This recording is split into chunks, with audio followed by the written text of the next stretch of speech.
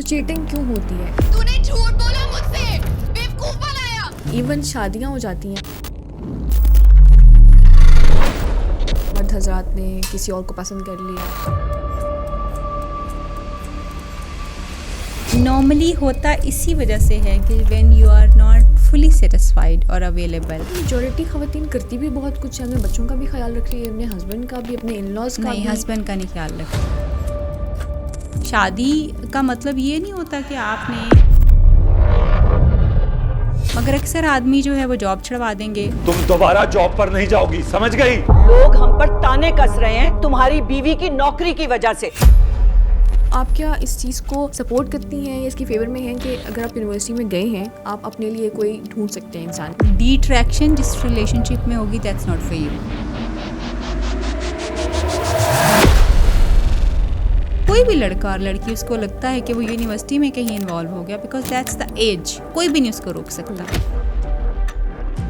अगर कोई कहता है ना कि जी नहीं नहीं हमारे टाइम पे तो ऐसे था, वो झूठ कहते हैं। वो पैगंबरों में थी यार, हम कैसी बातें करते रहते हैं। ब्रेकअप हो गया, वो शादी के बाद किसी के पार्टनर ने चीट कर लिया और वो यहाँ के डिवोर्स हो जाती हैं, कि इसमें से बाहर कैसे निकलना बड़ा तकलीफ दे अमल। लोगों को लगता है कि गम जो है वो दबा देना चाहिए, उस पर बात नहीं करनी चाहिए। नो, इस शौक में ज़्यादातर खवातीन ही जाती हैं। सिर्फ लड़कियां नहीं, लड़के भी शौक में जाते हैं। अस्सलामुअलैकुम, welcome to the thought lounge and this is your host Javeria Ajmal. हमारी ज़िंदगी में सबसे ज़्यादा असर करती हैं जो चीज़ें, उनमें से एक है हमारे रिलेशनशिप्स। वो हमें एंग्जाइटी में डाल भी सकते हैं और उससे निकाल भी सकते हैं। अब इस सब पे बात करने के लिए, इसको ट्रीट करने के लिए हमारे साथ आज मौजूद हैं डॉक्टर ताहिरा रुबाब हफीज़। आप इनको अक्सर देखते होंगे वीडियोस में, टीवी पर भी, डिफरेंट पॉडकास्ट में, जो हमारे रिलेशनशिप के बारे में हमें बता रही होती हैं। आपके जितने भी सवालात हैं, स्पेशली यूथ के जो सवालात होते हैं इस हवाले से, वो भी इनसे डिस्कस करेंगे आज। She is a renowned psychologist, internationally licensed psychologist with more than a decade of experience in treating relationships and anxiety and depression. So चलिए वेलकम करते हैं डॉक्टर ताहिरा रुबाब को। Ma'am, welcome to the podcast. Thank you so much. Thank you so much for your time. My pleasure. और बड़ा अच्छा लगा आपको यहाँ पे देख के। आप ये बताइएगा कि सबसे पहले जब हम रिलेशनशिप की बात करते हैं तो हमारे जहन में यूथ ही आती है, यूथ, यूनिवर्सिटीज़, और वहाँ पे आजकल ये चीज़ बहुत कॉमन है। ऑल्दो बहुत सारे लोग कहते हैं कि ऐसा, हमें इस पे बात नहीं करनी चाहिए। तो आपको लगता है कि आजकल जो मेजॉरिटी यंगस्टर्स डिप्रेशन से गुजर रहे हैं उसकी वजह रिलेशनशिप्स ही हैं? नहीं, सिर्फ रिलेशनशिप्स नहीं है। Relationship is one of the factors जो कि आपको डिप्रेशन और एंग्जाइटी में डालते हैं। हाँ, क्योंकि हम अपने टीन्स में से गुजर रहे होते हैं, हम अपने 20s में से होते हैं। That's the time when the hormone surge is very high. तो आपको अट्रैक्ट जो है अपोजिट जेंडर थोड़ा ज़्यादा कर रहा होता है, और आप you can not hold your emotions, और फिर you just fall in multiple relationships. उस टाइम के ऊपर आपके मल्टीपल रिलेशनशिप्स, और हर किसी से आपको मोहब्बत हो जाती है। तो of course youth is very मतलब कलरफुल टाइम आपकी ज़िंदगी का होता है, और इसमें आपको बहुत सारे लोग अट्रैक्ट करते हैं। और क्योंकि हम हर चीज़ को बहुत इमोशनल लेवल के ऊपर, उस स्टेज के ऊपर फील कर रहे होते हैं, तो इसलिए अक्सर अक्सर ब्रेकअप्स जब होते हैं तो पीपल गेट ब्रेक डाउन। तो वो उनका व्हेन दे गेट लाइक, जब उनका ये सारा हो रहा होता है कि इमोशनली, हाँ, ब्रेकअप हो जाता है, when they can not manage themselves, तो ऑफ कोर्स फिर डिप्रेशन और एंग्जाइटी की तरफ जो है वो दैट लीड्स देम। तो देखा ये जाता है आमतौर पे कि स्टूडेंट्स जो हैं, क्योंकि उनको हर चीज़ में एक वो अपनी आइडेंटिटी इस्टेब्लिश करने का बड़ा शौक़ होता है। हर उस लड़के को हम बहुत एडमायर करते हैं जिसकी काफ़ी सारी गर्लफ्रेंड्स होती हैं, या उनके साथ। वैसे this is how men are around actually. ये हमारी सोशल लर्निंग है कि जी वो आदमी जो है वाव वाला आदमी है, जिसके इर्द गिर्द बहुत सारी लड़कियां मंडला रही हों, लड़कियां पसंद करें। हाँ, जिसको सारी लड़की। और अनफॉर्चुनेटली हमारे यहाँ पे देखा भी ये जाता है कि लड़कियां जो हैं बड़े माचो मैन बन रहे होते हैं, लड़के जो बड़े इसको भी मारा, उसको भी मारा, उसके सामने खड़े हो गए, स्पोर्ट्स में बहुत आगे होते हैं, जो क्लास में बड़ा कॉन्फिडेंटली बात करते हैं। अब पीछे चाहे कुछ हो ना हो, मगर कॉन्फिडेंस उनका बहुत ज़्यादा होता है। और फिर थोड़ा सा अगर वो किसी के साथ झगड़े में भी चले जाते हैं, तो वो फिर हमें we like such kind of people. Females बहुत अट्रैक्ट होती हैं। अच्छा, वैसे ये बॉयज़ के लिए टिप्स ही दे दी हैं आपने कि बॉयज़ ऐसे हों तो उनकी तरफ हाँ, फीमेल लेकिन अगली बात भी बताने लगी हूँ तो वो उस वक्त हमें ये चीज़ अच्छी लग रही होती है कि वाओ, और इफ़ समबडी इज़ मतलब कोई आपको आउट ऑफ द वे जाके जो है आपके लिए कुछ कर रहा है, हालांकि वो होता क्या है कि आपको किताब पकड़ा दी, पानी पकड़ा दिया, किसी लाइन में लग के आपकी फ़ीस जमा करवा दी। सो छोटी छोटी उस वक्त की यही चीज़ें बड़ी होती हैं। तो वो जब वो आपको उसमें सपोर्ट कर रहे होते हैं तो आप अलाउर करते हैं उसको कि वाओ ये तो पता नहीं क्या मेरे लिए सब कुछ कर रहा है। मेरे लिए सब कुछ कर रहा है, मेरे लिए ये जो कर रही है चांद तारे भी तोड़ लाएगा। लेकिन ये चीज़ जब आप बाहर इस तरह के लड़कों को जब आप बहुत ज़्यादा अट्रैक्ट होते हैं और लेट्स से आपका उनके साथ कोई रिलेशनशिप बन भी जाता है, you will see very soon कि वो अब्यूज़ जो उनको आपको बाहर नज़र आ रहा था वो आप पे नज़र आना शुरू हो जाएगा। आपको they will possess you like anything कि आप उनकी मलकियत हैं, और फिर वो आपके पे कंट्रोल, अक्सर आपने देखा होगा रिलेशनशिप यूथ में ख़त्म क्यों हो जाते हैं, हम हर वो बंदा चूज़ करते हैं जो हमसे मैच नहीं करता, हमें अट्रैक्ट करता अच्छा, है। ऐसा क्यों होता है? हम लोग ऑपोजिट को अट्रैक्ट क्यों करते हैं? हाँ, ये तो दिस इज़ एक्चुअली नेचुरल, ये एक नेचुरल चीज़ है। मगर ऑपोजिट, इतना ऑपोजिट कि मुझे पता है कि मेरे घर में जो है वो एक मॉड स्कॉट लड़की को एक्सेप्ट नहीं किया जाएगा, लेकिन वो मॉड स्कॉट लड़की मुझे बहुत अट्रैक्ट कर रही होगी और मैं उसी को पसंद करूँगा और उसी के साथ अपना रिलेशनशिप भी बनाना चाहूँगा, बदलने की कोशिश कर, और उसको फिर बदलने की कोशिश करूँगा, क्योंकि मैंने अपने साथ ये तमगा जो है वो लगाना है कि मैंने बेराह रवि पे चलती हुई एक लड़की को जो है वो सीधा कर लिया या उसको इस तरह हदायत की तरफ ले आया, या इस तरह की चीज़ें जो हैं वो ये अक्सर लड़कों के जहन में और लोगों के जहन में ये चल रही होती हैं कि लोगों को वो इस तरह से कंट्रोल कर सकते हैं, और लड़कियां कंट्रोल होती भी हैं, ये नहीं कि नहीं होती, और उनको लगता है ना कि वो उनको एक प्रोटेक्टिव, हाँ प्रोटेक्टिव एग्जैक्टली मेजर है। और फिर वो लड़कियां जो होती हैं ना, दे आर लाइक, अब थोड़ा सा शायद चेंज हो गया लेकिन फिर भी मेजॉरिटी ऑफ द गर्ल्स जो है ना वो टेम हो जाती हैं जैसे लड़के उनको चाहते हैं, मगर वो बहुत टेम्परेरी होता है। अनफॉर्चुनेटली ये भी बहुत टेम्परेरी होता है। जब किसी भी इंसान को आप तोड़ मोड़ के अपने हिसाब से फ़िक्स करने की कोशिश करेंगे, let me tell you that's not going to work for you for a long time. वो बहुत जल्दी चीज़ें आपकी ख़त्म हो जाएंगी, बहुत जल्दी जो है वो बंदा अपने रियल सेल्फ को ख़ुद ही नहीं पहचान पाएगा। उसके लिए वो चीज़ें जो उसने अडॉप्ट की हैं बिकॉज ऑफ यू, तो वो उसको परेशान करना शुरू कर देंगी, बिकॉज दैट्स व्हाट ही और शी इज़ नॉट। तो आप, और ये इतना मसला है मतलब, और इसी वजह से रिलेशनशिप्स ख़राब होते हैं बेसिकली। हम पसंद कुछ और करते हैं, हम रहना किसी और के साथ चाहते हैं। तो वो जब जो इस तरह की जब डिस्क्रेपेंसीज आती हैं तो फिर उसमें आप देखते हो कि जी चीज़ें ख़राब हो जाती हैं, आपके रिलेशनशिप जो है वो ख़राब होना शुरू हो जाते हैं। सो दिस इज़ वेरी कि ठीक है, इस एज में बड़े कम रिलेशनशिप मैच्योर भी होते हैं, हर दूसरे महीने हर साल एक नया रिलेशनशिप होता है, कोई एक होता है जो आगे शादी तक जाता है, अदरवाइज अरेंज मैरिज। हाँ, ज़्यादातर नहीं, लव मैरिजेस भी बहुत ज़्यादा होती हैं, लेकिन बहुत कम रिलेशनशिप्स, यूनिवर्सिटी के रिलेशनशिप्स जो हैं वो आगे जाते हैं। बाकी ऑफ कोर्स इधर उधर से कहीं ना कहीं जैसे भी वो रिलेशनशिप्स बनते हैं, हर तरह हर जगह बनते हैं और चीज़ें जो हैं वो आगे मूव भी करती हैं, बट यूनिवर्सिटी के रिलेशनशिप्स, मगर वो यूनिवर्सिटी के जो रिलेशनशिप्स होते हैं वो आपके दिमाग पे सबसे ज़्यादा स्ट्रॉन्ग इम्पैक्ट छोड़ के जाते हैं।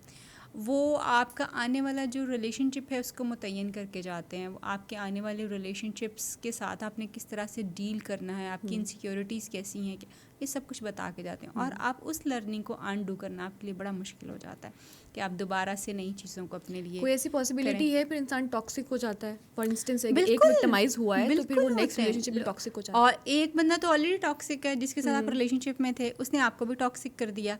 सो वो आप टॉक्सिक होते हैं, आपके बिहेवियर, आपकी लाइफ में आने वाला पहला इंसान, आपका कोई भी फर्स्ट एक्सपीरियंस, आपकी फर्स्ट जॉब, आपका फर्स्ट लव, आपका फर्स्ट इंटरव्यू, आपका फर्स्ट यूनिवर्सिटी एक्सपोजर, कुछ भी, that last for years and years on your mind। आप वो मेमोरी बहुत स्ट्रॉन्ग होती है, life time, exactly life time भी हो सकता है और बहुत लंबे। और इवन अब तो कुछ नई रिसर्च आई है कि if you have a love relationship with somebody, तो उसका जो आपका चाहे उसके साथ आपका इमोशनल जो कनेक्शन एक बन गया है, that last for 7 years on your soul. Okay, इतना लंबा वो चलता है। अगर आपका उसके साथ कोई एक लव रिलेशनशिप और इमोशनल कनेक्शन जो है वो बन गया है, और जब आपके ब्रेकअप्स होते हैं तो इट्स इन रियल एक्चुअली कि आपका दिल, आपकी बॉडी, आपका दिमाग और आपकी रूह तोड़ फोड़ का शिकार होता है।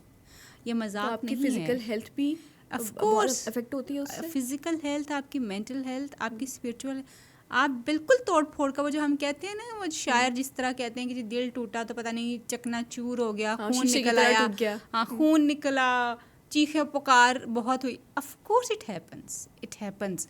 ये झूठ नहीं है। आप इसको इस तरह से भी अंडरस्टैंड कर सकते हैं कि जब कभी कोई एक दिन हमारा बड़ा, हम सुबह उठते हैं तो एक दिन बड़ा अच्छा गुजरता है, maybe because of a compliment, because of we have the new energies, because of anything.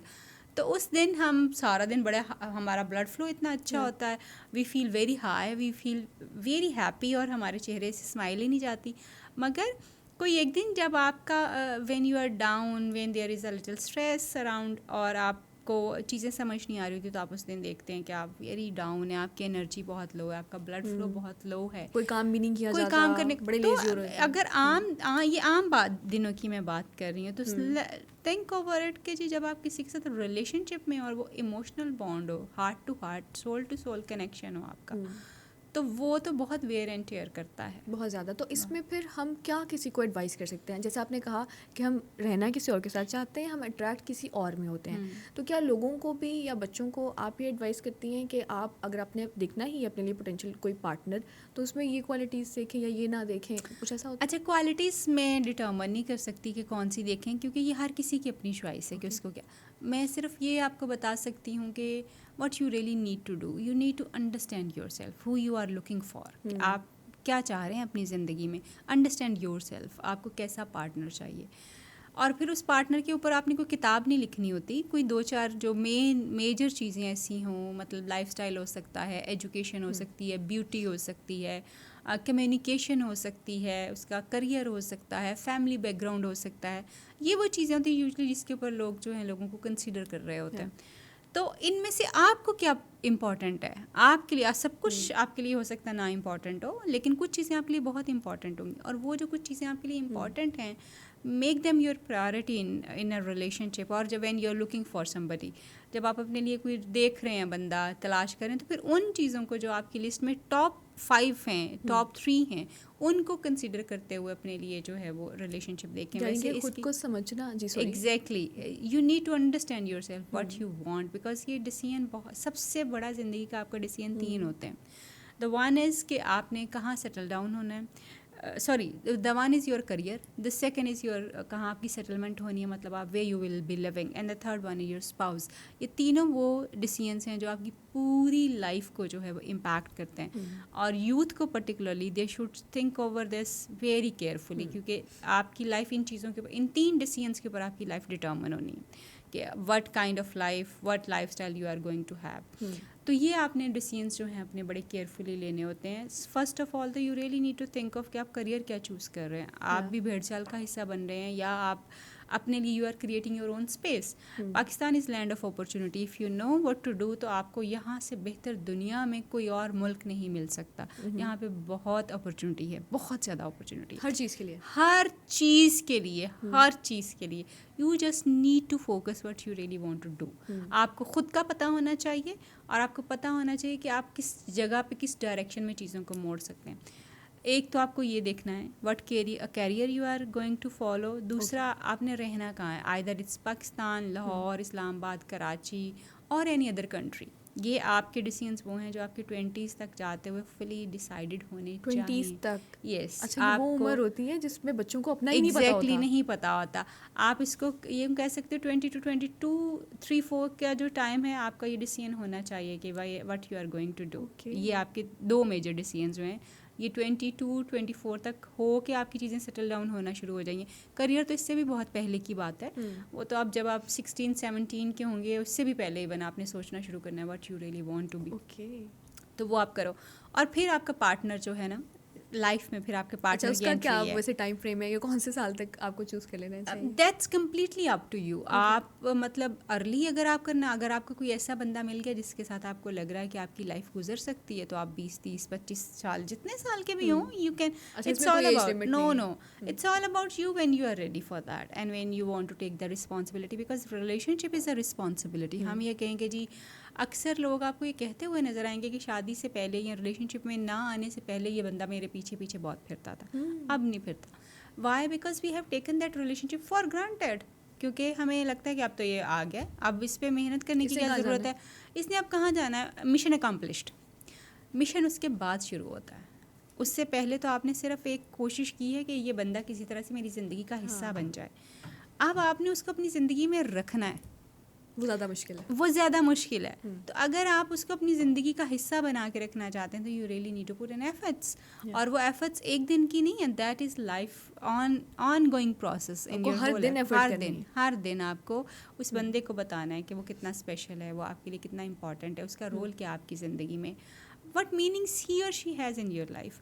तो ये हम नहीं करते, तो इसलिए हमें लगता है कि लोग बदल गए हैं, रिलेशनशिप ख़त्म हो गया, वो जो मोहब्बत मुझसे पहले थी अब वो नहीं रही, because we have stopped sharing the feelings. मतलब शादी से पहले आप क्या करते हो, आप बड़े बेताब होते हो एक दूसरे से मिलने के लिए, you plan time, you plan dates, gifts देते हैं, सेलिब्रेशंस करते हैं, मौके ढूंढते हैं एक दूसरे से मिलने के। मगर शादी जैसे ही हो जाती है you stop everything.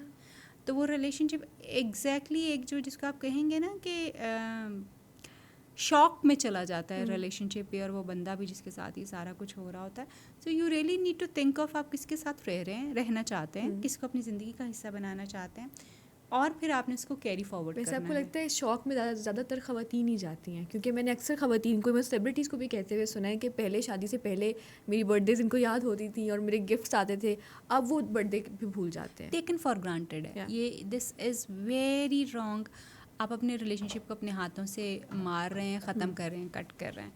You really need to think of it कि जी आपने रिलेशनशिप इसलिए थोड़ी लिया था कि एक बंदे को ला के आप अपने घर में सजा के रख देंगे, ऐसा नहीं था। यू थॉट ऑफ कि आपने इसके साथ क्या क्या मेमोरीज बनानी है, आपने इसके साथ कहाँ एंजॉय करना है, कहाँ बैठ के खाना खाना है, लाउंज में कैसे रहना है, कमरे में कैसे, you thought of everything. Exactly. मगर अब जब टाइम आया है टू डू दैट तो फिर वो नहीं होता।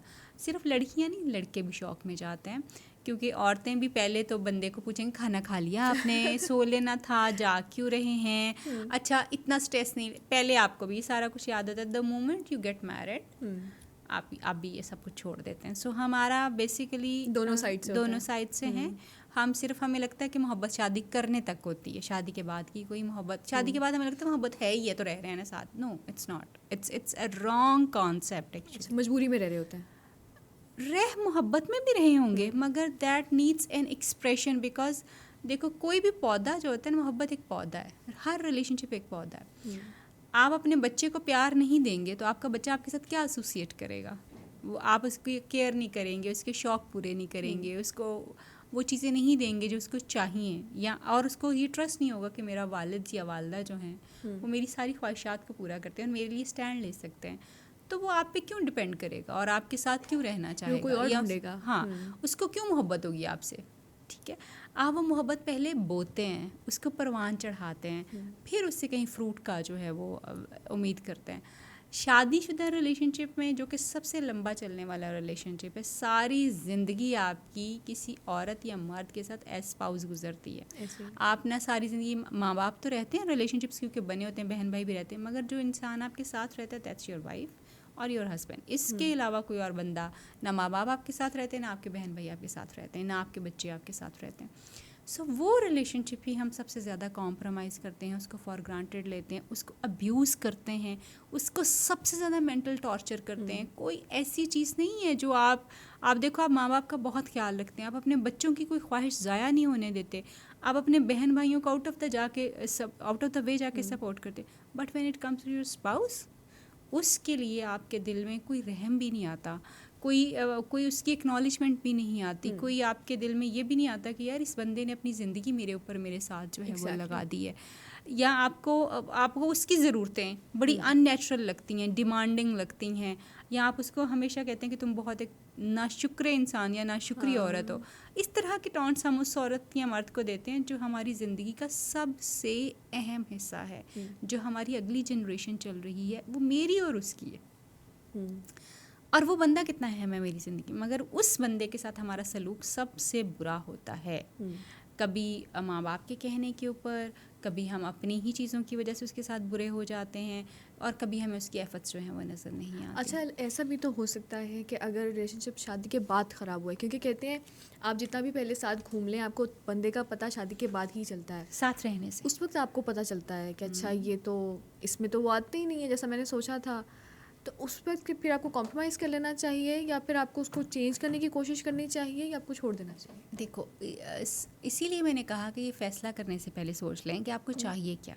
अच्छा। ये तब होता है जब आपको ये नहीं पता होता कि आपको चाहिए क्या। और ये अक्सर जब हम अपनी 20s में होते हैं तो हमें नहीं पता होता हमें चाहिए कैसा। उस वक्त तो हमें हर पप्पू बच्चा अच्छा लग रहा होता है, हर जो है फैशनेबल लड़की अट्रैक्ट कर रही होती है, मगर when the time comes to live with them तो फिर उस वक्त चीज़ें चेंज होती हैं। सो सब इसका स्टार्टिंग पॉइंट ही यही है, what you are really looking for, आपको क्या चाहिए। हाँ, उसके बाद येस आपने 3-4 मेजर चीज़ें देखी थी, वो 3-4 मेजर चीज़ें आपको मिल गई, उसके साथ कुछ और तोहफे भी आएंगे, कुछ बुरी चीज़ें भी होंगी। परफेक्ट तो कोई नहीं होता। परफेक्ट कोई नहीं होता। अब आप ये नहीं कर सकते कि मैंने ये अच्छी चीज़ों के साथ ही बस शादी की थी, ये बुरी चीज़ें तो मुझे नहीं चाहिए, ये मैं नहीं इनके साथ। वो आपने उसके साथ अगर बहुत बुरी हैं, लाइफ और रिलेशनशिप हैम्पर हो रहा है, कम्युनिकेट कीजिए, एक दूसरे को बताइए कि यार ये वाली चीज़ मुझसे मैनेज भी नहीं हो रही, मुझे तकलीफ़ दे रही है, I really want your help in that, let's work on. आप बात करेंगे तो बात बन जाएगी, ठीक है। एंड देन जो है, अगर आपको लगता है कि बार बार बात करने के बाद भी चीज़ें ठीक नहीं हो रही और आपका सॉरी मैंने बड़ी इंपॉर्टेंट बात जो मुझे अभी याद आई कि एक्चुअली रिलेशनशिप्स जो होते हैं ना, ये रिलेशनशिप जो होता है ख़ास तौर पे ये वाला रिलेशनशिप जो है मियाँ और बीवी वाला, ये आपकी ज़िंदगी में ऐड ऑन करता है, सही, ऐड करता है, सब्सट्रैक्ट नहीं करता। ना ही जो आप जहाँ खड़े हैं वहाँ से आपको नीचे गिरा देता है, ऐसा अच्छा। नहीं है। ये रिलेशनशिप आपको ऊपर लेके जाता है, ऐड करता है। मतलब आप मैरिड हो गए, आप पहले अकेले थे, अब 2 लोग हो गए, अब आपके बच्चे होंगे, so everything is being added. तो अगर आप सिंपल क्राइटेरिया, अगर आप अपना एक कोई मोहब्बत का रिलेशनशिप, शादी का रिलेशनशिप बनाने के बाद आपको लगता है कि आपने mentally, physically, sexually, spiritually, financially grow नहीं किया, बल्कि आप जहाँ पे थे आप वहाँ से भी नीचे आ गए हैं, then you really need to question your relationship. Okay. अच्छा, आपको ये ज़रूर देखना Yes. चाहिए कि अगर आप आपकी ग्रोथ में growing- कितना exactly. पार्टिसिपेट कर रहे हैं। यही ग्रोथ है एक्चुअली। हो सकता है आपको फाइनेंशियल ग्रोथ ना चाहिए, मगर आपको मेंटल ग्रोथ चाहिए होगी ना, इमोशनल ग्रोथ चाहिए होगी। अगर आप जो थे वो भी नहीं रहे और उससे ऊपर गए, क्राइटेरिया ये कि आपने ऊपर जाना है, सही। ऊपर जाना चाहिए आपको।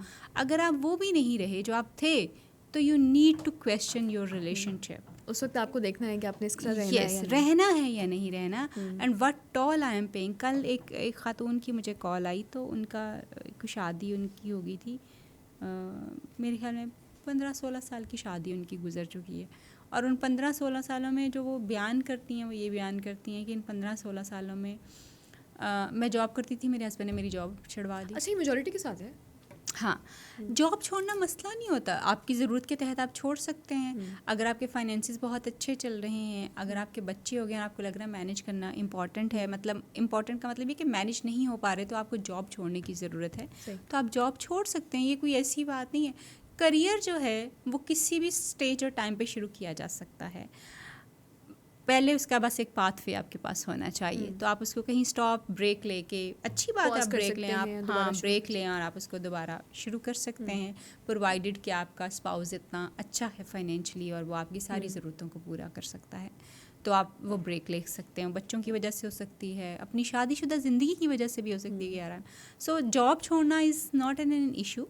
जो लोग करना चाहते हैं वो करें, जिनको लगता है कि ज़रूरत है छोड़ने की, वो छोड़ने में भी कोई मुज़ायका नहीं है। After certain time they can री join their career, they can री स्टार्ट देयर करियर, वो पॉसिबिलिटीज़ जो हैं वो हैं।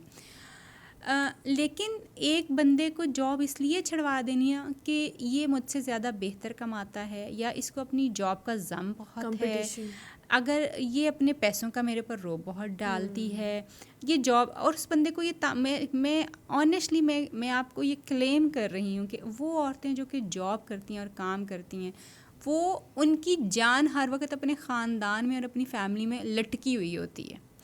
क्यों? क्योंकि उनको समझ होती है कि वो अपनी फैमिली को इस वक्त टाइम नहीं दे पा रही हैं, और वो जितना टाइम उनके पास बचता है वो अपनी फैमिली को देती हैं, पूरी कोशिश करती हैं कि हर चीज़ को मैनेज कर सकें और कंट्रीब्यूट करती हैं हमेशा। बट जब आप ये देखते हैं ना कि कोई आदमी जब आपको इस तरह से टीज़ और टॉन्ट करता है कि जी ये शायद मुझसे, क्योंकि ये बहुत कॉमन है, आपको औरत अपने से ऊपर जाती हुई अच्छी नहीं हमारे लगती, माशरे में बहुत ज़्यादा। बहुत ज़्यादा है। आपको अच्छा नहीं लगेगा कि आपकी ख़ातून जो है वो आपसे करियर में आगे क्यों चलेगी। बहुत कम ऐसे आदमी हैं, बहुत कम ऐसे आदमी इवन पढ़े हैं, लिखे भी। पढ़े लिखे भी, जिनको ये ख्वाहिश होती है कि यार मैं जहाँ मैं हूँ, अगर मेरी तरक्की हो रही है तो मेरी बेगम की तरक्की भी इसी तरह से ही होनी चाहिए। She should live her dreams. शादी का मतलब ये नहीं होता कि आपने अपने ड्रीम्स को कॉम्प्रोमाइज़ करना है, नहीं, you have to achieve it together. एक दूसरे के साथ मिलकर आपने चीज़ें करनी होती, तो वो आपको करना बहुत ज़रूरी है। मगर अक्सर आदमी जो है वो जॉब छड़वा देंगे जस्ट बिकॉज ऑफ दिस, के जी उनको लगता है काम करने वाली औरतें ऐसी हैं। अगर काम करने वाली औरतें ऐसी हैं तो भाई मेरे, आपको एक ऐसी औरत से शादी करने की ज़रूरत है जो काम नहीं जो करती, चाहती ही नहीं है कि मैं जो काम चाहती करूं। नहीं। आपको ये नहीं करना कि आप एक लड़की जो कि काम करती है और उसको काम करना पसंद है और वो अपनी चॉइस से काम कर रही है, अगर तो अपनी चॉइस से छोड़ भी रही है समझते हुए चीज़ों को, तो कोई मसला उसकी नहीं। मर्जी है। हाँ, लेकिन अगर वो नहीं, अब वो काम करना चाहती है मगर आप उसको टॉन्ट कर रहे हैं, ज़बरदस्ती छड़वा रहे हैं, तो फिर आपको सोचने की ज़रूरत है कि आप क्या कर रहे हैं। और ऐसा बहुत कॉमन है, बहुत ज़्यादा। और औरतें फिर कॉम्प्रोमाइज़ करती हैं इन चीज़ों के ऊपर कि अपने बच्चों को और शोहरों को तो देखते क्या ये हुए वो पहले छोड़ शादी देते से हैं। नहीं डिसाइड हो जाना चाहिए कि मैं काम करूंगी और मुझे काम बिल्कुल करना है? होना चाहिए ये। मैं इसीलिए तो कह रही हूँ सबसे इम्पॉर्टेंट टाइम आपका शादी से पहले का टाइम है कि आपको एक्चुअली चाहिए क्या है अपनी ज़िंदगी में। आपको क्या चीज़ चाहिए, पार्टनर कैसा चाहिए, वर्किंग चाहिए, नॉन वर्किंग चाहिए, एजुकेशन उसकी अच्छी होनी चाहिए, नहीं होनी चाहिए, क्या होना आप अपने चाहिए, लिए क्या चाहते हाँ, हैं? आप चाहते क्या अच्छा, हैं, वैसे that's आपने very बात की थी कि 20s तक आपको बहुत सारी चीज़ों का पता होना चाहिए। हमारे इधर बच्चों को नहीं पता होता कि उन्होंने फील्ड क्या ज्वाइन करनी है, जो किसी ने कह दिया कर लिया। उनको अपने रिलेशनशिप्स के बारे में तो किसी को भी नहीं पता होता। अच्छा, तो आप क्या इस चीज़ को सपोर्ट करती हैं या इसकी फेवर में हैं कि अगर आप यूनिवर्सिटी में गए हैं, आप अपने लिए कोई ढूंढ सकते हैं इंसान, या यूनिवर्सिटी में नहीं करना चाहिए क्योंकि मेजॉरिटी बच्चे डी ट्रैक हो जाते हैं? अच्छा, ये भी एक बड़ी अच्छी बात है। डिट्रैक्शन जिस रिलेशनशिप में होगी that's not for you. Okay. ये बड़ा सिंपल क्राइटेरिया है। देखो, आप रिलेशनशिप इसलिए नहीं बनाते कि हमारी ज़िंदगी बर्बाद हो जाए। नहीं, हम रिलेशनशिप्स इसलिए बनाते हैं कि हम पहले से ज़्यादा खुश रहें, पहले से ज़्यादा फलें फूलें, पहले से ज़्यादा बेहतर हमारी ज़िंदगी हो। तो अगर कोई भी लड़का और लड़की उसको लगता है कि वो यूनिवर्सिटी में कहीं इन्वॉल्व हो गया, बिकॉज दैट्स द एज, मैं उसको रोक नहीं सकती, कोई भी नहीं उसको रोक सकता। वो अगर कोई कहता है ना कि जी नहीं नहीं हमारे टाइम पे तो ऐसे था, वो झूठ कहते हैं। उनके टाइम पे भी ऐसे ही था। सबकी एज में सेम हाँ, चीज़ें होती हैं। सेम चीज़ें होती हैं। ये इंसानों की नेचुरल नीड नहीं, उनकी नेचुरल इंस्टिंक्ट है। उसको आप चैलेंज कर रहे हैं कि नहीं जी हमारे ज़माने में तो ये नहीं होता था। आपके ज़माने में इसका तरीका मुख्तलिफ था। आपके ज़माने में चीज़ें मुख्तलिफ तरीके से होती थी, अब मुख्तलिफ तरीके से होती हैं। चीज़ें वही होती हैं जो आपके ज़माने में होती थी। So don't challenge the natural course of life और ह्यूमन बीइंग की जो चीज़ें आप उसको हाँ, नहीं attraction तो चैलेंज हर कर जगह सकते। आपको मिल हाँ, जाती वो है। होती है। और वो पैगंबरों में थी यार। हम कैसी बातें करते रहते हैं, मतलब मुझे आज तक पाकिस्तानियों की ये चीज़ नहीं समझ आई कि जी ये क्यों ये है। इवन आप इस चीज़ पे बात भी करते हैं ना, एक हाँ। ड्रामा चल रहा है आजकल बिरयानी के नाम से, उसकी एक एक्ट्रेस पे बड़ा बैकलैश आया कि उन्होंने यूनिवर्सिटी कल्चर दिखाया और वो हाथ उन्होंने पकड़े हुए हैं। हाँ। कौन सी यूनिवर्सिटी में आप मुझे बताएं कि लोग हाथ नहीं पकड़? मैं ये नहीं कहती हाँ। कि सही है, हाँ। लेकिन ऐसा है। हाँ, ऐसा है। हाँ, ये मैं ज़रूर रीइंफोर्स करती हूँ कि आपको अपने हदूद ज़रूर याद रखने चाहिए। आपको अपना फैमिली का जो वैल्यू सिस्टम है वो आपको ज़रूर याद रखना चाहिए। आपके माँ बाप ने जो आपकी डिग्निटी बनाने के लिए आपको भेजा हुआ, रिस्पेक्ट को मेंटेन और कंटेन करने के लिए भेजा हुआ, वो आपको अपनी हदूद हमेशा याद और जिस रहनी प्राइमरी चाहिए। काम के लिए गए हैं वो पढ़ाई है। वो सबसे एग्जैक्टली वो पढ़ाई है, वो आपने करनी ही करनी है। बेहतरीन चीज़ तो यही है कि आप जितना मैक्सिमम इन चीज़ों को अवॉइड कर सकते हैं ड्यूरिंग इवन योर यूनिवर्सिटी, आप इसको अवॉइड कीजिए।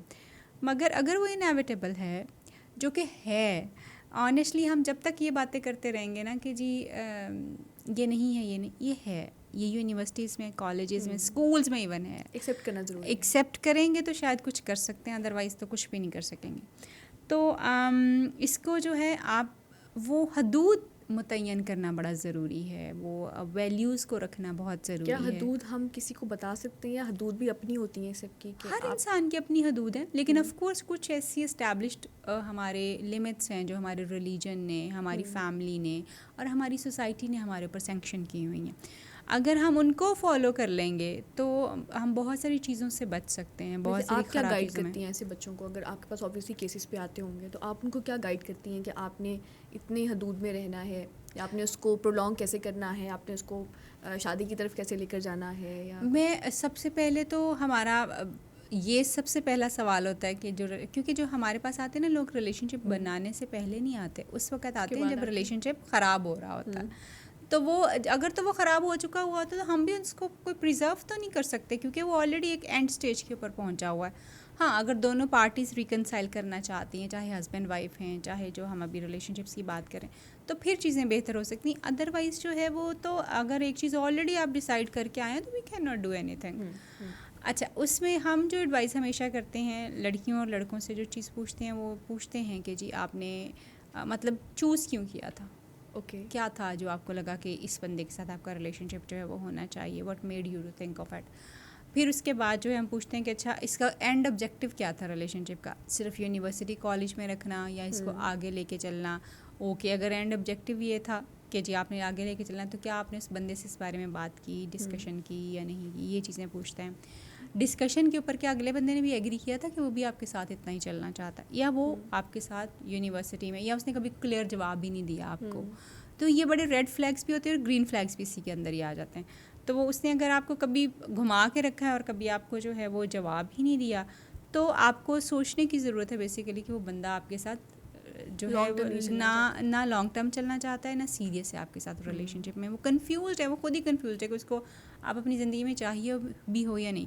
तो ऐसे लोगों से किनारा कशी बहुत बेहतर होती है, बहुत बेहतर होती है कि वो लोग जो कि आपको किसी एक स्टेज पर तो ले जाते हैं, मगर उस स्टेज से आगे उनको नहीं पता कि उन्होंने क्या करना है। सो ऐसे लोग जो कि आपको क्लियरली ना बता सकें कि what they are expecting from you, what they want from you, आप उनसे किनारा कशी करें, because they are the ones जो कि आपको एक ऐसी जगह के ऊपर छोड़ेंगे जहाँ पे आप ना आगे जा सकते हैं ना पीछे जा return नहीं सकते हैं। होता हाँ, उस चीज़ों को एग्जैक्टली। लेकर। और डैमेजेस भी बहुत सारे हो सकते हैं।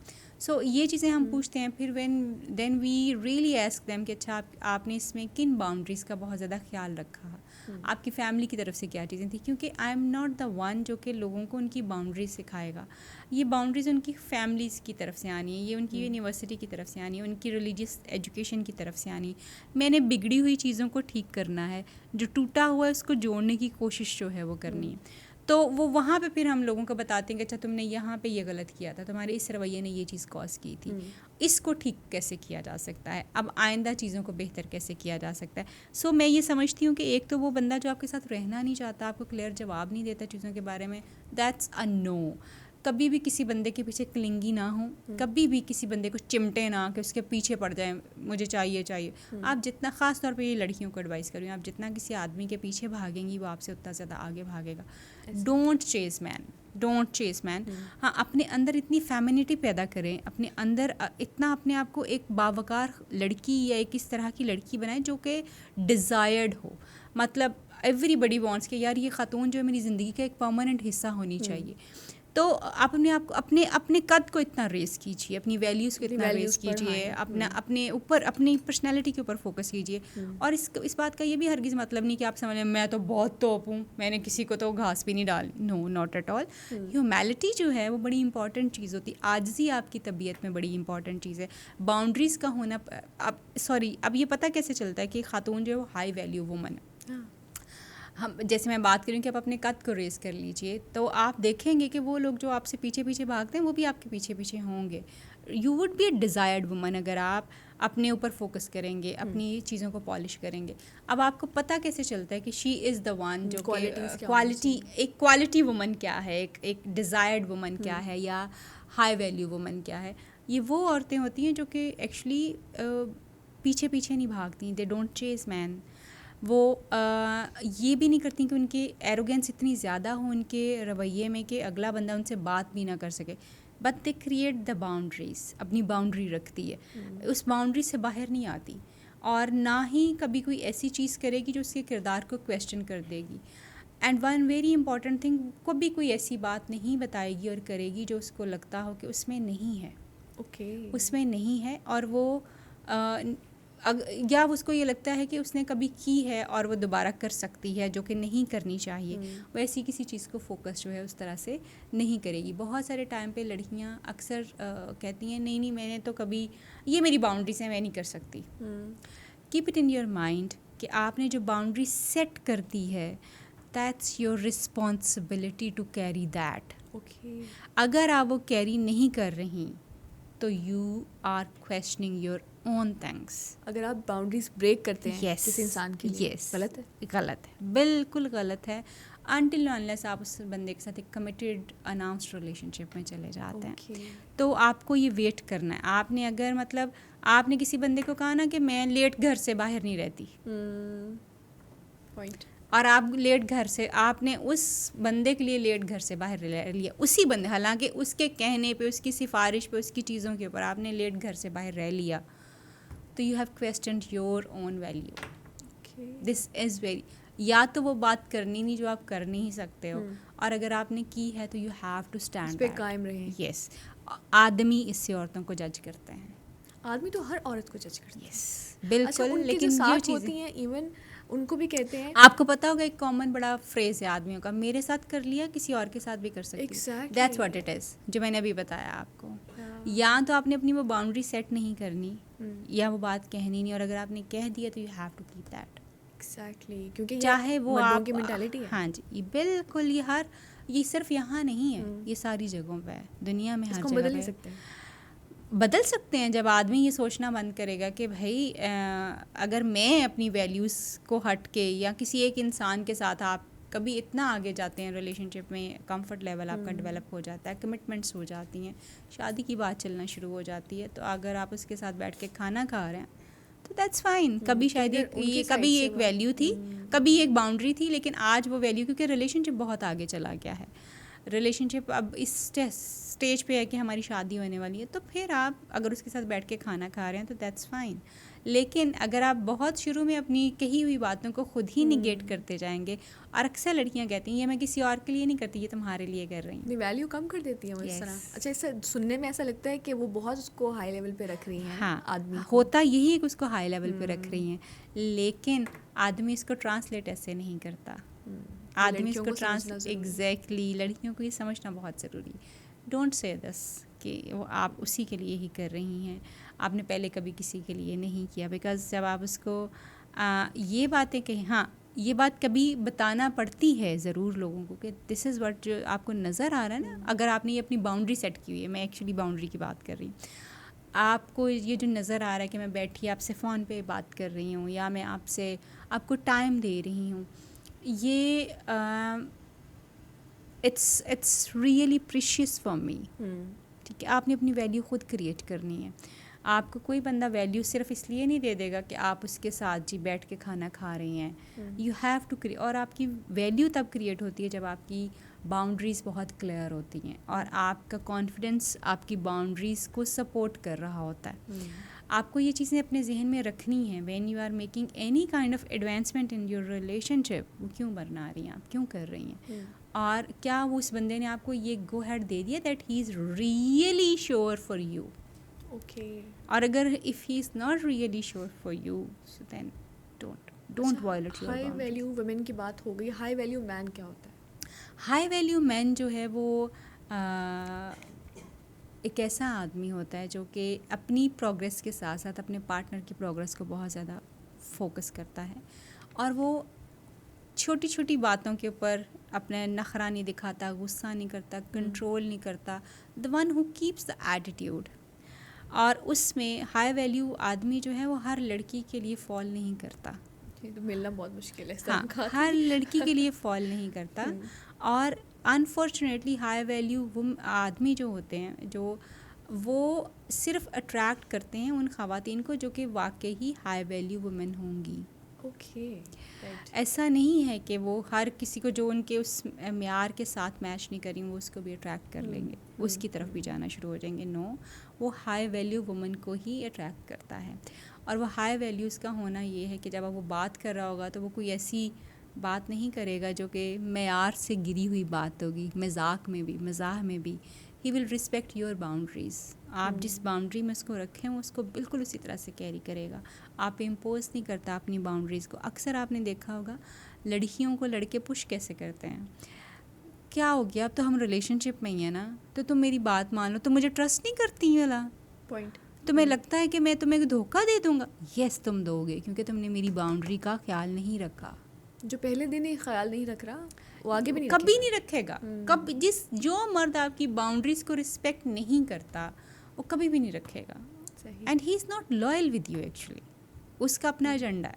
सो ये you really need to think of आप किस आदमी के साथ जा रही हैं और आप क्या कर रहे हैं. आपको ये सोचने की ज़रूरत होती है. और यूजली हाई वैल्यू मैन जो होते हैं वो रिस्पेक्ट उनका बहुत बड़ा एलिमेंट होता है. औरत की इज़्ज़त उनके लिए बहुत बड़ी चीज़ होती है because they respect them selves.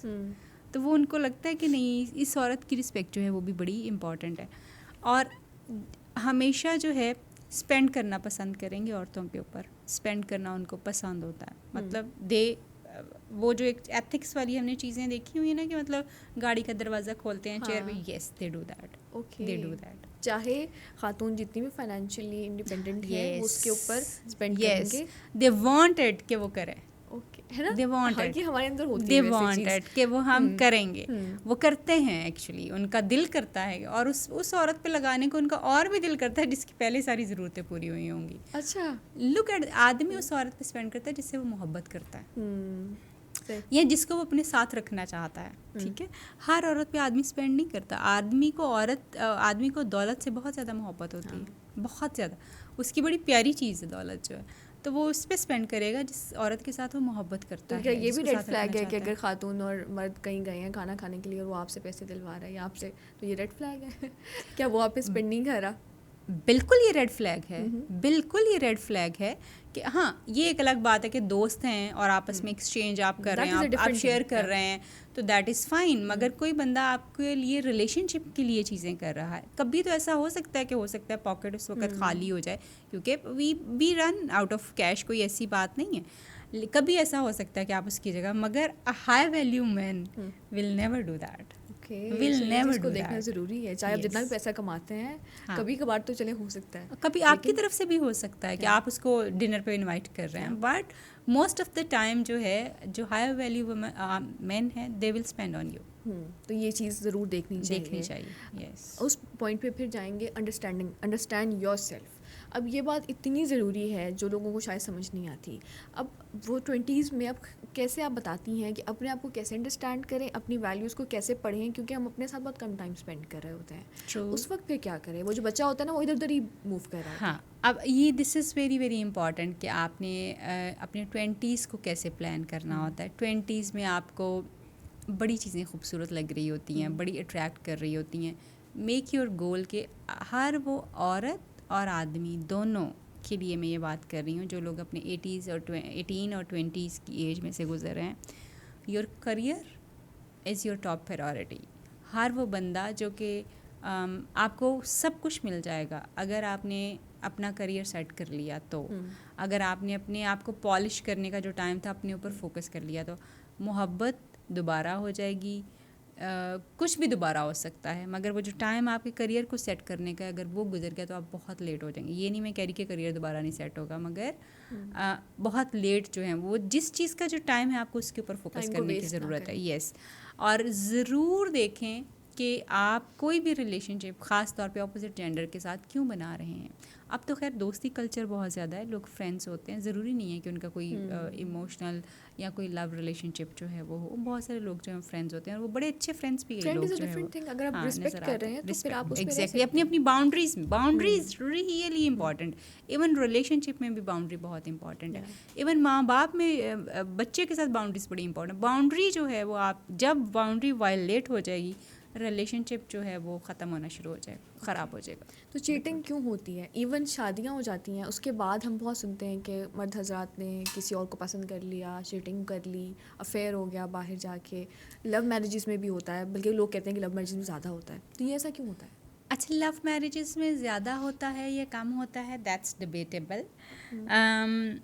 Normally होता इसी वजह से है कि when you are not fully satisfied और अवेलेबल, जब आपकी इमोशनल फिज़िकल नीड्स जो हैं वो अनमेट हैं एट योर होम, तो फिर आप चीटिंग की तरफ जो है वो जाना शुरू होते हो. लेकिन मेजॉरिटी ख़वातीन करती भी बहुत कुछ है. अपने बच्चों का भी ख्याल रख रही है, अपने हस्बैंड का भी, अपने इन-लॉज़ का नहीं, भी. हस्बैंड का नहीं ख्याल रखती. अच्छा, नहीं नहीं रखती. नहीं रखती. जैसे आदमी अपनी बीवी का ख्याल नहीं रखता, हस्बैंड का ख्याल भी औरतें नहीं रखती. औरतों को लगता, हमें बज़ाहिरी लगता यही है कि हम बच्चे पाल रहे हैं, हम अपने शोहर के बच्चे पाल रहे हैं, हम घर देख रहे हैं, हम अपने शोहर का घर देख रहे हैं, हम अपने उसके माँ बाप को देख रहे हैं. ऑफ कोर्स ये सब कुछ आप कर रहे हैं, मगर ये सब कुछ वो है जो आप अपने लिए भी करेंगे। ओके। आप अपने लिए भी करते हैं ना, मतलब let's say if you are, अगर आप एक लेट्स से अभी आपकी शादी नहीं हुई और आप किसी जगह हॉस्टल में रह रही हैं, आप अपना कमरा नहीं साफ़ करती, आप अपने कपड़े नहीं धोती, आप अपने लिए खाना नहीं बनाती, बिल्कुल। सब कुछ कर रही हैं। What is different? नथिंग। तो ये काम करके हम जो कहते हैं ना, हमने एक दूसरे, हाँ ये हम फैसिलिटेट ज़रूर कर रहे हैं एक दूसरे को, वो आपकी फाइनेंशियल नीड्स को फैसिलिटेट कर रहा है, आप उसकी खाने पीने वाली चीज़ों को facilitate, this is the equilibrium जो कि क्रिएट हो रहा है, ठीक है। इसका एहसान नहीं है ना शोहर पे ना बीवी के ऊपर कि मैं, हाँ अब हम ये कहें कि ये मैं अपनी बीवी के लिए और अपने शोहर के लिए कर रही हूँ, नो स्ट्रेट नो, करना था, हर हाल में करना था। आदमी की शादी नहीं होती तो लड़के जॉब नहीं करते क्या? करते हैं। 50 कई लड़के ऐसे होंगे जिनकी एज इस वक्त 50 साल है, 40 साल है, 35 साल, जॉब नहीं कर रहे, करियर नहीं फोकस किया हुआ। बिल्कुल। क्यों कर रहे हैं? शादी तो हुई नहीं अपने लिए। सो ये जो हमने कुछ गलत किस्म की चीज़ें जो है ना वो एडवोकेट करना शुरू की हुई कि मैं बहुत एहसान कर रही हूँ और मैं बहुत एहसान कर रहा हूँ, मैं सारा दिन बाहर कमाता हूँ, बाहर के मसाइल को देख, मैं सारी दिन घर की चीज़ें मैनेज करती हूँ। ये एहसान करना बंद कीजिए।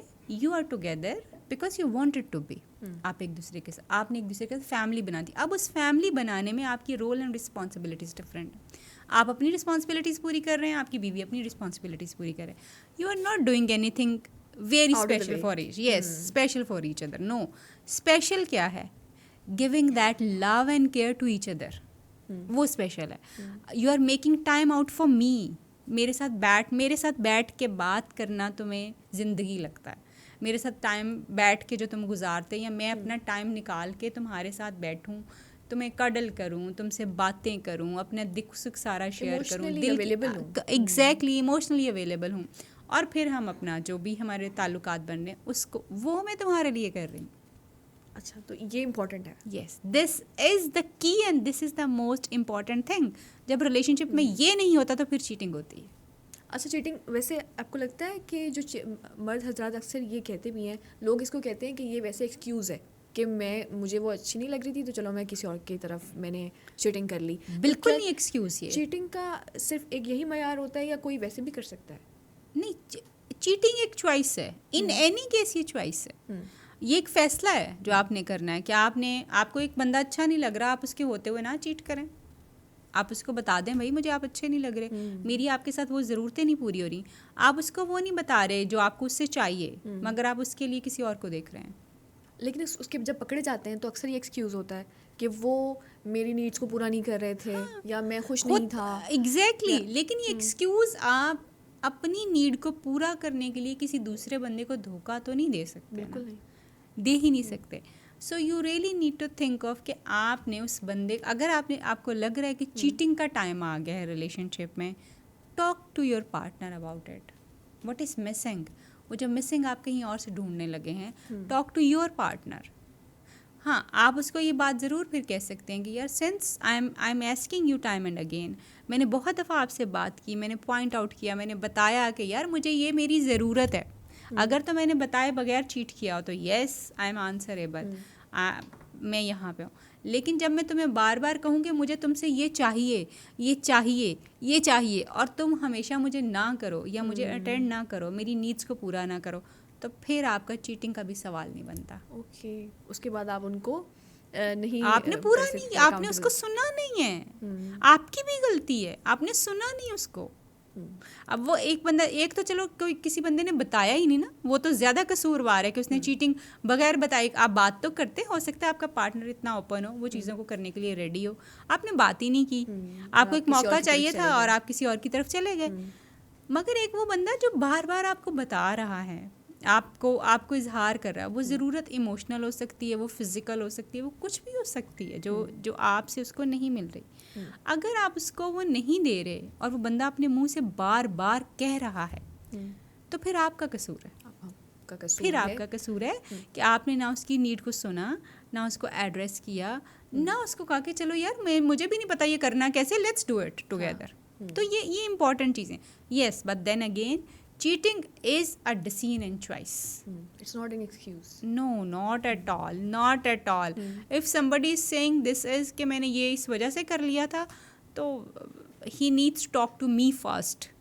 मैं पहले मुझे बताया जाता कि तुम्हारे अंदर ये कमी, ये कमज़ोरी थी, ये खामी थी, this has led to this, तो मैं उसकी ज़िम्मेदारी कबूल, अगर मैं ना करती तो मैं उसको करती। इस same goes for the man. अगर आपकी खातून आपको चीट कर रही है तो she should have shared with you, यार मुझे अपने रिलेशनशिप में ये लैप्स लग रहे हैं। आप रोला डालें, आप हज़ारों और चीज़ों के लिए लड़ाइयाँ करते हैं, घर में चीज़ के लिए भी इम्पॉर्टेंट चीज़ अपने लिए भी करें ना। इस बात का रोला डालें मुझे ये मिल नहीं रहा तुमसे, जो कि इम्पॉर्टेंट है, जो रिलेशनशिप को रिलेशनशिप बना रही है। सो अगर आपने कहा नहीं, आपने चीट कर लिया, रॉन्ग। अगर आपने बार बार कहा और फिर चीट किया, of course then again it is wrong. इसको मैं जस्टिफाई नहीं करी कि ये ठीक है, but of course then your partner should share, then your partner should share the responsibility of this. कि अगर उसने आपको सुना नहीं, हाँ आप उसको बता सकते हैं, बिल्कुल। मैं ये कहती हूँ कि आप अपने पार्टनर को बताएं कि वट अगर तुम मेरी ये बात नहीं पूरी कर रहे तो where you are pushing me, ठीक है। अगर तुम ये मुझे नहीं दोगे या दोगी तो मुझे डर है कि मैं चीट ना कर जाऊं। फॉर इंस्टेंस अगर किसी इंसान का ब्रेकअप हो गया, वो किसी इस तरह की चीज़ से गुजर रहा है, शादी के बाद किसी के पार्टनर ने चीट कर लिया और वो या उनकी डिवोर्स हो जाती है, तो ये मेंटली इंसान के लिए बहुत ज़्यादा उसको अफेक्ट करता है।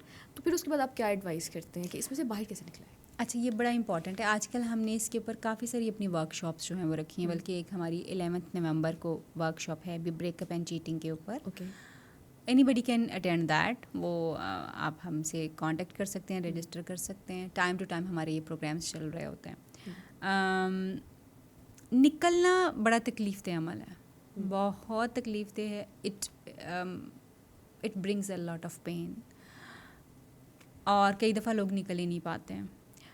और निकलने के लिए आपको जो सबसे इम्पॉर्टेंट चीज़ है, एक तो talk to your partner about it कि क्या हुआ है और किस तरह से इसने आपको इफ़ेक्ट किया है, किस तरह से इसने रिलेशनशिप को इफ़ेक्ट किया है, ये बात कीजिए फ़ौरन। इसको अपने तक ना रखें कि बस ये मैंने देख लिया है, मुझे चीटिंग, अक्सर औरतें ये करती हैं, देख लेती हैं लेकिन बात नहीं करेंगी उसके ऊपर। तो आप उससे बात करें और उस बंदे को बताएं कि जी ये चीज़ मैंने देखी है, ये एक चीज़ है, टाइम लाइन है, आप इसमें से बाहर निकाल लें अपने आप को। अगर वो निकाल लेता है बंदा, वेल एंड गुड। और आप उसके साथ बैठ के अपने बाउंड्री सेट करें फिर रिलेशनशिप की कि क्या होगा और क्या नहीं हो सकता, विच इज़ Restart करना है एक तरह से। एग्जैक्टली क्या नहीं हो सकता। ये एक चीज़ होगी ये रिलेशनशिप के पार्ट के ऊपर। अब आप क्योंकि वेयर एंड टेयर का शिकार हैं, होता क्या, पार्टनर को लगता है अच्छा चलो मैंने चीटिंग कर ली, मैंने अब माफ़ी मांग भी तो ली है, माफ़ कर दो ना यार, छोड़ दो बात, आगे चलते हैं। जिसने गलती की होती है ना उसको माफ़ी की बहुत जल्दी होती है, तो वो आपको फोर्स भी करेगा, चिड़चिड़ा भी जाता है, जो कि गलत बात है। आपने गलती की है, आपने अगले बंदे को एक ऐसी मुश्किल में डाला है जो उसकी नहीं थी, आप उसमें से उसको गुजार रहे हैं, तो फिर आपको सपोर्ट करना है। इमोशनल सपोर्ट सबसे ज़्यादा ज़रूरी है और बिहेवियरल सपोर्ट सबसे ज़्यादा ज़रूरी है। उस बंदे को बताइए बार बार कि ये मुझसे गलत हुआ है, बार बार। अगर आपको 100 टाइम्स ये बताने की ज़रूरत पड़ती है, बताइए कि गलत हुआ है। हाँ, उससे एक्सक्यूज़ कीजिए, अपने रवैये से और अपनी इमोशनल अवेलेबिलिटी से ये जाहिर करें कि आप वाकई ही शर्मिंदा हैं। बिहेवियर चेंज हो जाए थोड़ा सा। एग्जैक्टली, आप शर्मिंदा हैं और आप उसके साथ रिकनेक्ट कर रहे हैं। देन आप उसको जो है ये कोशिश करें कि उस बंदे की बात को सुनें जिसके साथ चीटिंग हुई है, वो बहुत पेनफुल सिचुएशन में है। आप उसकी बात को सुनें बार बार, उसे कहें कि वो मुझसे आपसे शेयर करे, और जहाँ जहाँ आपकी सपोर्ट की ज़रूरत हो वो आप उसको प्रोवाइड करें। जब चीटिंग हो जाए तो इमोशनल मैनेजमेंट सबसे ज़्यादा ज़रूरी हो जाती है, क्योंकि ट्रस्ट नहीं बिल्ड होता। अगले बंदे को जिसके साथ चीटिंग हुई उसको अपनी ज़ात क्वेश्चन होती हुई नज़र आती है कि why this has been done, क्यों किया गया मेरे साथ। और अगर आपको लगता है कि आप चीटिंग के साथ रह ही नहीं सकते तो टेक योर डिसीजन। अच्छा, डिवोर्स की तरफ चले जाए।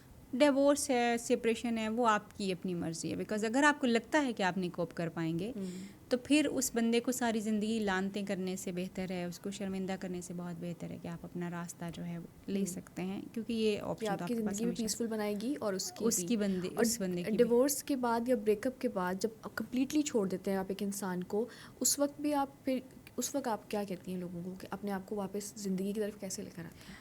It takes little time. मुझे याद है मेरी आजकल एक क्लाइंट जो हैं, शी फेस्ड डिवोर्स, अभी वो उनका हुआ है, तो वो मुझे आके कहती ही रहती है कि मुझे पुरानी बातें याद आती हैं कि मेरे साथ क्या किया, अच्छा ये अच्छा टाइम गुजरा, वो ज़रूरी ये होता है कि लोगों को लगता है ये कि गम जो है वो दबा देना चाहिए, उस पर बात नहीं करनी चाहिए। नो, हीलिंग तब होती है when you talk about it more and more and more. जो आपको फील हो रहा है आप लिखते हैं, चीखते हैं, चलाते हैं, तोड़ते हैं, जो आपका दिल करता है आप कर करते लेना हैं। चाहिए। ज़रूर करना चाहिए। If you really want to heal yourself you should celebrate your गम as well, not the way these days we are observing. cutting हो रही हाँ हाँ, अब केक कट्स हो रहे हैं, नॉट आपका रोने को दिल कर रहा है, वो भी किसी एक बंदे का स्टाइल हो सकता है, हम लोगों को रोक तो नहीं सकते हैं, लेकिन आपका जो दिल कर रहा है वो आप कीजिए, ज़रूर कीजिए। नॉट खुदकुशी, नॉट खुदकुशी, ये मैं आपको खुद को बता हर्ट ना रही करें। नहीं। सेल्फ डैमेजिंग, सेल्फ हार्मिंग और suicide is not for you. ये तो आप एक ऐसी चीज़ कर रहे हैं कि दुख भी आपको मिला और मज़ीद पेन भी आप अपने आप को देंगे। No, not at all.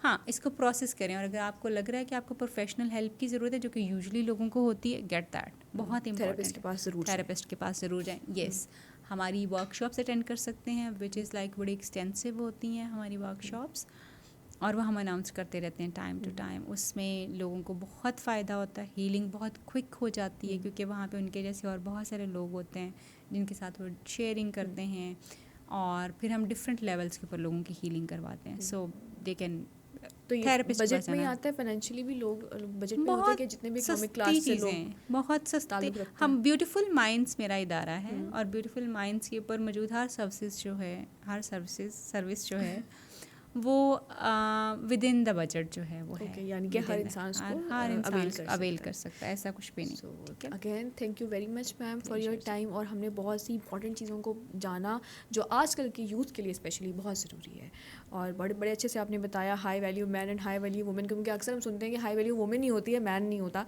तो आज हमें पता चला कि मैन भी हाई वैल्यू होता है, और किस तरह से देखें, अपने आप को पहले अंडरस्टैंड करें, उसके बाद आप किसी और को ढूंढने की कोशिश करें। Yes. Thank you so much again. Pleasure. ये थी डॉक्टर ताहिरा रुबाब हमारे साथ, और मुझे लगता है जितने भी रिलेशनशिप को लेकर आपके जहन में सवालात होंगे थे, और जो भी आपके कंसर्न्स थे, वो बहुत सारे हमने पॉइंट करने की कोशिश की है, और मज़ीद भी करते रहेंगे। इसी के साथ हमें दीजिए इजाज़त। अल्लाह हाफ़िज़।